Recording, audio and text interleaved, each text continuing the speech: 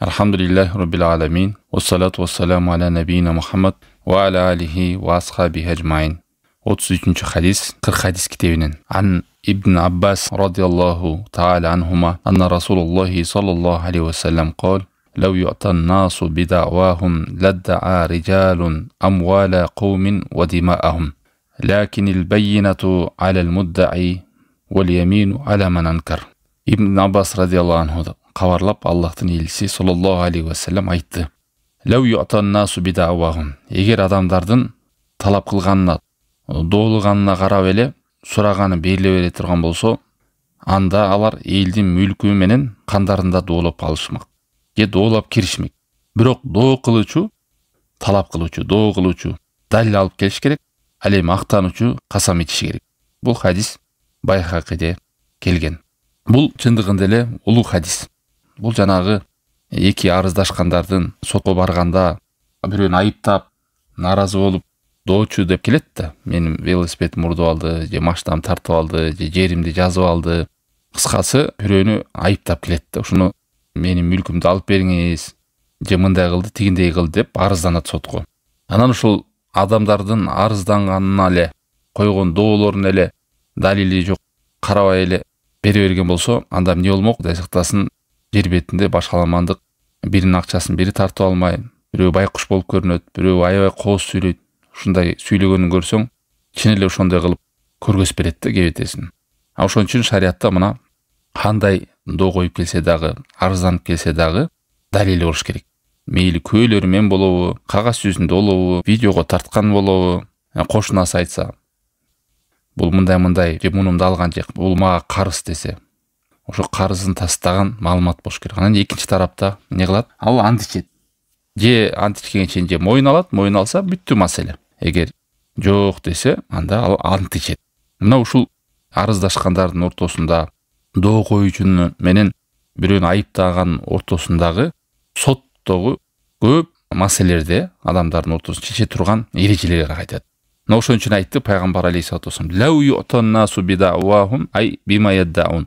Эгер адамдар доо кылган нерсеси менен эле актанып, жар салып келе берген нерсесине бере бере турган болсо, анда көп адамдардын акчаларын, кандарын төгүүгө себеп болмок. Бул мени өлтүрдү, менин тууганым.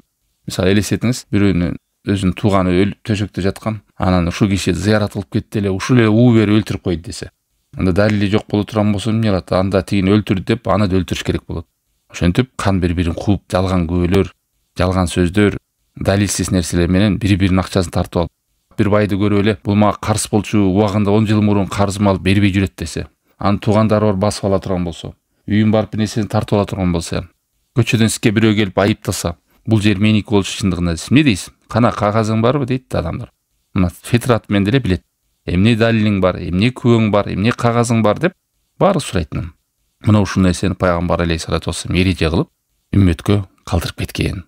Ал эми кээде адам өзү моюн алса, сөз бүттү анда. Эгер моюн албаса, жок, мен бул адамды тааныбайм, кайдагы сөздү айтып атат десе, ага эмне дейт? Касам ич деп атат. Анан Аллах таала мен касам ичет, мен алган эмесмин, же көргөн эмесмин, бул айткан сөздө мен оолакмын деп. Доочу деген сөз бул башка бирөөнүн колундагы нерсени талап кылат да.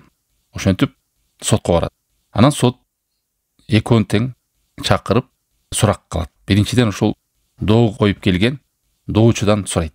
Себеби дегенде ал чоң негизге каршы болот. Адам өзүнүн аслынан неме деп айтылат? Бара димма, айыпталуучу эмес, күнөөлүү эмес деген. Анан бирөө келип күнөөлөгөндө, же болбосо айыптап келгенде, же доо кылып келгенде, ошол адамдан биринчи өзүнөн сурайт. Далилин сурайт, жүйөсүн сурайт. Анан айтат: бул киши ушундай кылды, же мага карыз эле, мындай эле десе, анан экинчи адамдан сурайт: сен чын эле буга карызсыңбы деп. Анан карызмын десе, анда сөз бүттү. Эгерде жок, карыз эмесмин десе, анда тигил адам тараптан далилди сурайт. Же распискасы жок, же кагазы жок, же видеосу жок, тиги моюн албай атат. Эмне кылат?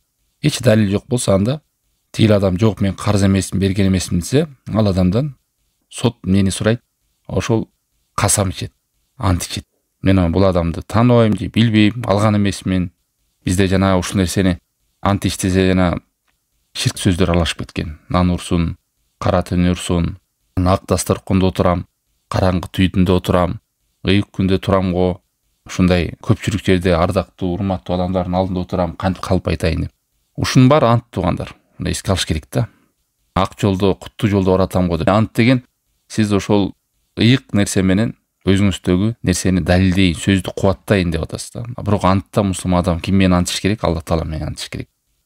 Тек гана Алла Таала менен иш керек. Башка нан урсун, жер урсун, кара урсун, түн урсун, жол урсун деп, кээде урсун деп айтпаса деле мындай айтат. Мына караңгы түндө турам го деп. Же болбосо ушундай ыйык дасторкондо турам го деп. Сону эмне кылып атат? Аллахка теңдеш кылып, ошонун айбатын көргөзүп, адамга ишендиргиси келип атат деген сөз да бул. Ошон үчүн ант ичкенде эстеңиздер, тек гана мусулман адам Аллах менен ант ичет. Силер атаңар менен Аллахтан башка нерселер менен ант ичпегиле деп канча деген хадистер келген. Бул ачык Аллахка теңдей турган ширк кадамдар. Ал эми доочу баяны менен келсин, далил менен келсин дегени ошол акыйкат андай экенин тастыктай турган, далилдей турган жүйөлөрү болуш керек. Ал жүйөлөргө эмне кирет десе, күбөлөрү болушу мүмкүн. Ооба, биз билебиз, көргөнбүз, укканбыз деп. Кээде ошончо бирөөгө каршы чоң иш кылып атканда күбөлөрдү кылыңыз. Келип кол койдуруп, мына ушундай иш кылып атабыз, ушундай келиштик деп күбөнү кол койдурсаңыз болот. Же акча берип атам деп. Анан кийин ушу арыздашканда жана күбөлөрдү чакыртылат да. Анан күбөлөр жалганга өтпөш керек. Адилеттүү, ынсаптуу, имандуу, жакшы адамдарды күбөгө коюңуз да. Күбө кылдырам десеңиз алдын ала. Эгер күбөсүн дагы, далилин дагы, расписка эч нерсесин алып келе албаса, эмне кылат? Тиги таанып аткан адамдан сен ант ич деп эле айтат. Ушул нерседен мен алысмын, оолакмын, мунун айтканы жалган деп тигил адам ант ичет. А эгерде ант ичпей койсочу, мен жок ант ичпейм деп, себеби анттын артында билесиздер, каргыш бар, азап бар, Аллахтын кары бар, ачуусу бар. Бул жөнөкөй нерсе эмес. О, Кудай көрүп турат го, Аллах менен касам ичем деп алып туруп жалган сүйлөп атсаң, Аллах менен касам ичип жалган күбөгө өтүп атсаң, Аллах менен касам ичип көрбөгөн нерсени көрдүм, же бир тууганыңа, же бирөөнүн кызыкчылыгы үчүн жалганга күбө өтүп атсаң, же бир кызыкчылыкты көздөп жалган касам ичип атсаң, мунун артынан көп байле бар. Муну Кудайдын айбатын, Аллах Тааламдын кадырын, улуктугун сезбеген, билбеген адам эле касам иче бериши мүмкүн да. Мунун артында көп деген каргыш бар, көп деген наалат бар, көп деген бале бар ал адамга. Эгерде тиги да мойын албаса, кийинде далил жок болсо, анда тиги ант ичет, жок мен көргөн эмесмин, алган эмесмин, мына колумда далил да жок менде. Эгер ант ичпей койсочу, анда айыпталат да, эмнеге ант ичпеген? То есть ошого каршы болот да. Эгер сен чынчыл болсоң, эмнеге ант ичпей атасың анда? Адам чынчыл болгон нерседе ант ичүүдө ал адамдын талабы. Мисалы, жанагы доочунун далилдери болуш керек, күбөсү болуш керек, жүйөсү болуш керек деп атпайбы? Буну Алла Таалам аларга ошондой берген.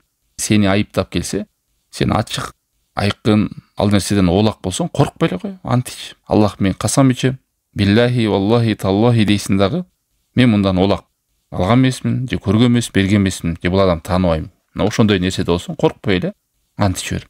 Эгер ант ичпеген, көзү алаңдап, ар сөзүн башын бир сүйлөп атса, анда бир нерсе бар бул адамда. Сот териштирет аны. Эгерде адамдар ушу доосу менен эле маселелер бүтө берсе, анда кан төгүлүүлөр, адамдардын акчаларын тартып алуу башталмак. Себеби дегенде элестетиңиздер, ошо доочу кээде менин жакынымды өлтүрдү деп келиши мүмкүн. Өлтүрдү деп келсе, анда ошо көрсөткөн адамды өлтүрүш керек болот да. Ага далил алып келиш керек. Же болбосо мен чоң акчамды тартып алды десе, ошончо чоң акчаны сот өкүм чыгарып, анын мүлкүн конфискация кылып, ага кайтарып бериш керек. Чоң маселе жатат да. Кыскасы ошон үчүн бул да соттордогу чоң эрежелер, адамдардын арасында доо койгон, арыздашкандардын. Мына ошентип сүйлөгөн сөзү менен эле тартып алып эле бере бере турган болсо, анда жер бетинен бузукулук, душмандык, кастык күчөп кете берет. Адилетсиздик орнойт. Ар бир адам бир жек көргөн адамды эле барып доого жыгып эле айыптап, мындай кылган, тигиндей кылган деп, 10 жыл мурун мени урган, 10 жыл мурун мени мындай кылып акчам тартып алган деп, же далилиң жок, кагазың жок, эч нерсең жок. Башаламандык болот да. Ошон үчүн байына алып келиш керек деген. Байына деген доо койгон адам, байына деген эмне дедик? Күбөлөрдү алып келет. Ошону тастыктай турган далилдерин алып келет.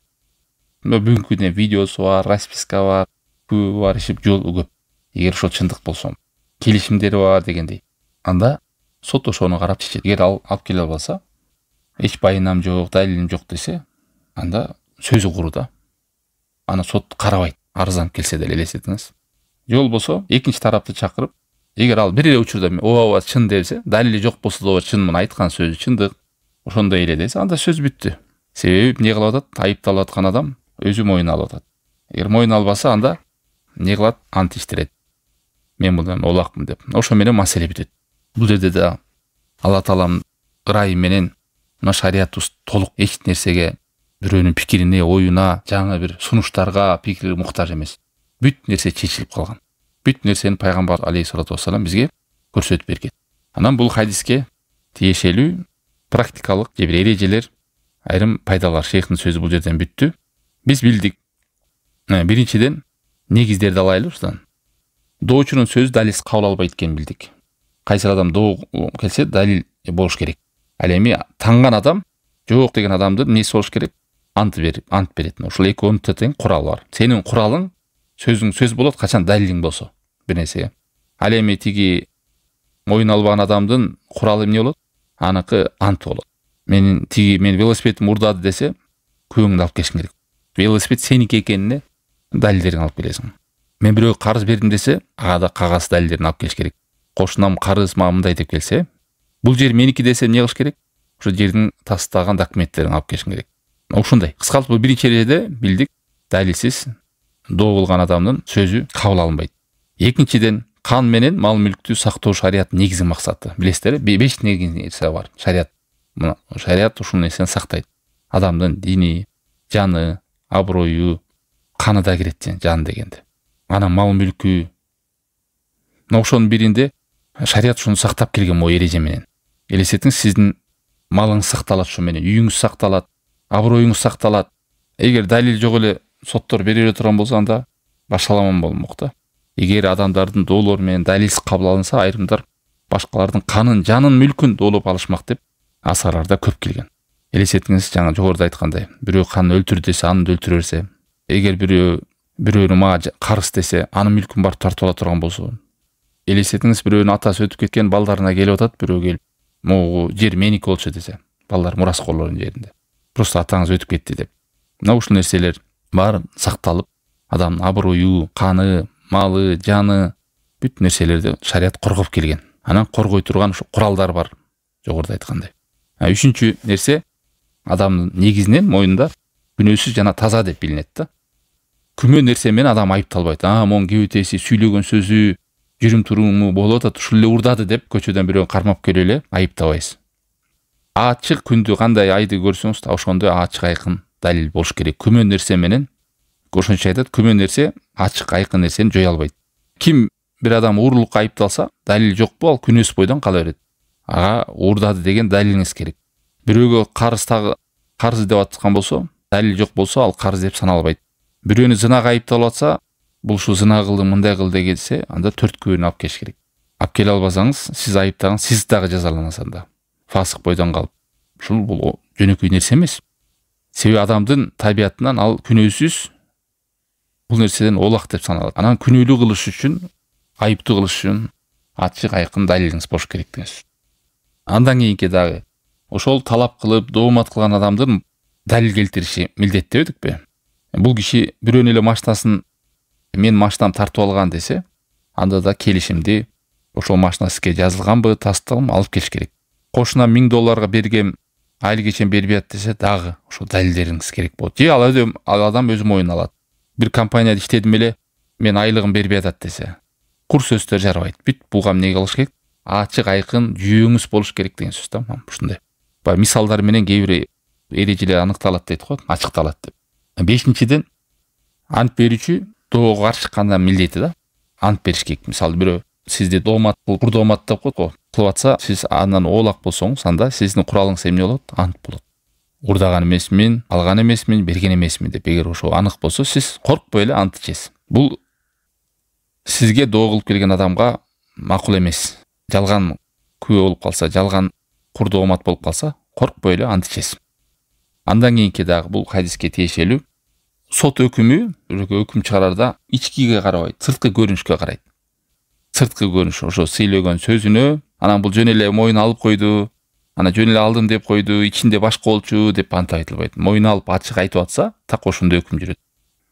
Сот өкүмү жүрөктөгү сырга эмес, көрүнгөн нерселерге, сырткы көрүнгөн нерселерге. Ошочо Умар ибн Хаттаб сөзү бар. Биз далилдер жана анттар менен өкүм кылабыз деген. Жүрөктөгү сырларды болсо Аллахка маалым. бирөө жалган ант берсе дагы сот ошонун өкүмүн чыгарат. Албетте бүт тараптарды карайт да. Бирок ошо сөздүн негизинде. Бирөө жасалма документ көрсөтсө дагы ошол документ колунда турса анык боло турган ошону өкүм чыга берет. Эми азыркы күндө билим калды да. Бурун убагында документтер билинген эмес да. Азыр алхамдулилля көп мүмкүнчүлүктөр бар. Подделка экени, жалган экени да билим калат. Мындайча айтканда соттор адамдардын ниетин карап ошон менен жүргүбөйт да. Көрүнгөн ачык айкын сөздөргө, сырткы абалына карайт. Анан кээ бир учурда ошол бул дүйнөдө сот чечилген нерсе эле бүт туура болуп калар бит. Кээде адам сөз тилги чечен болуп, жана артист болуп, өзүн көргөзүп, ушинтип ар кандай жолдорду жасап, сырткы көрүнүштөрдү окшоштуруп берип утуп алышы мүмкүн да. Бирок сүйүнбөсүн, мен утуп алдым депчи. Ал сөз экинчи чоң сот турат кыямат кайымда. Ошол менен кайра жазаланат да. Ошон үчүн ынсап болбогон адам жана тилине таянгандар жалган нерселер кылып утуп алышы мүмкүн, бирок анын пайдасына чечилди деп саналбайт Кудайдын алдында. Дагы бул хадиске тиешелүү нерселерден сот өкүм чыгарганда эки тарапты тең угат. Эч убакта шашылбаш керек. Эки адамга өкүм кылсаң, биринчисин кандай уксаң, экинчисин да так ушундай ук. Бизде болот кээде жөнөл бирөө келип бирөө жамандаса, жубармек шүмшүк. Ал ушундай турбай деп туруп ошону чектелип кээде Аллах сактасын тигил адам менен бирөөдөн жаман кеп угуп алып жолукпай да коет, учурашпай да коет. Анын жүйөсүн деле укпайт. Бул сотко эле тиешелүү эмес. Үйдө эки балаңыз арызданып келсе, туугандарын бирөө арызданып келсе, сизден кеп кеңеш сурап келсе, сиз да ошого өкүм берип атасыз да. Кеп кеңешиңиз берип атсаңыз ошо анан аны коштоп, колдоп, ошондой эле ал бул зулум да. Ошондо экинчи тараптын дагы кебин угуш керек. Биринчисин кандай уккан болсоңуз. Кээде адам ошо арыздашып кеткенде ашырып, көптүрүп, аны жаманатты кылайын деп, келип бар ушу туугандарын баарына айланып туруп, ал адамды боккочо кылып көргөзүп койгусу келет. Туугандарын баарынан бөлүп салгысы келет өзүнүн напсиси үчүн. Өзү арыздашса баары ошону душман тутуп калышын калаган, аша чапкан адамдар болот, Алла сактасын. Анан ошо кошулуп албаңыз да. Кичине бир зыянды 10 зыян деп көргөзүш мүмкүн, Кудай сактасын. Анан ошентип бөлүнүп жарылып, бул мындай күнүмдүк эрежеде деле. Кээде балаңыз ыйлап келет, мени мындай кыл деп, экинчи уксаң, буда да бир нерсе бар болгон бул. Ошону шашпай эки тараптын да пикирин угуп, анан багыт кеңешиңизди бересиз. Андан кийинки дагы буга тиешелүү нерсе касам ичүү боюнча, ант ичүү боюнча. Ар бир адам билсин, кимде ким жалган ант иче турган болсо, Аллахтын каарын чакырат. Бул деген сөз Аллах Тааламды көзгө илбегендик, Аллах Тааламдын айбатын, кудуретин көзгө илбегендик. Көрүп, ичиңде билип турасың Аллахтын билип турган. Аллах Тааламдын сезип турасың көрүп турган. Ошону көрүп турганын көрбөгөндөй, угуп турбаган, угуппагандай Аллахтын айбатын көз жумуп бир сокурдай кылып мамиле кылуу деген сөз да. Эч мындай жүрөгүңдө Кудайдын айбаты жок деген сөз. Бул адам каргышка калат, Кудай сактасын, лаанатка калат. Көп деген балелердин үстүнөн чыгат эле адам. Ошон үчүн жана соода сатыкта деле келе, ой Кудай көрүп турат, Кудай үстүндө турат деп жалган айтып бергендер бар. Ушундай эме адамдар бар да, оозунда кичинекей нерсе жалган болсо да Кудайды ортого салып алдап кетет.